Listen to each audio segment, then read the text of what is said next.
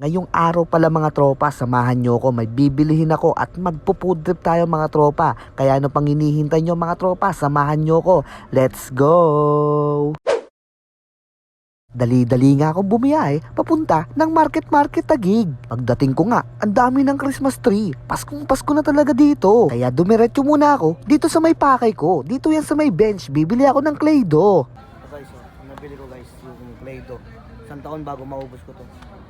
Samahan nyo na ako para bayaran to at para maka-food trip na tayo.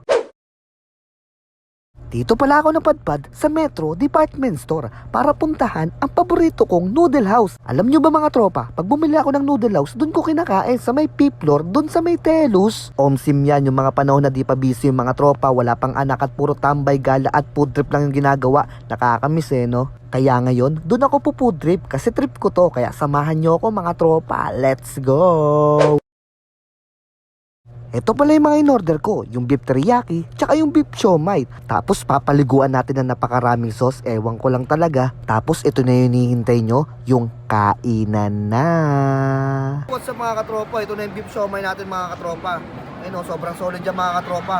Ito na mga katropa, food tripin na natin to, baka food tripin pa ng iba. First bite tayo mga tropa yan. Tapos may siomai.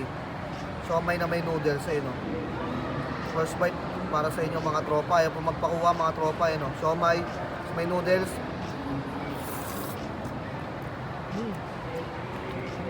Solid mga tropa. Sa luloy mo ganyan, mekos mo.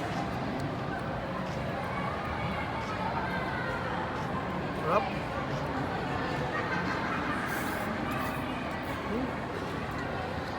Lasa mo lahat ng flavor Talagang panalo Nakakamiss lang kaya pumunta ako dito, nakakamiss lang kasi kainin to. Mga high school kami, ito yung pinufood trip ko talaga pag uwi ng school. Dumadaan ako dito sa may market. Last bite para sa inyo. Siomai na may noodles sa inyo. Pagkatapos ko nga pumood trip sa market, agad-agad ako pumunta ng Barangay Rizal para i-vlog yung chowpan na sulit at mura. Kaya abangan nyo tong video na to mga tropa. See you next vlog mga tropa. Bye-bye!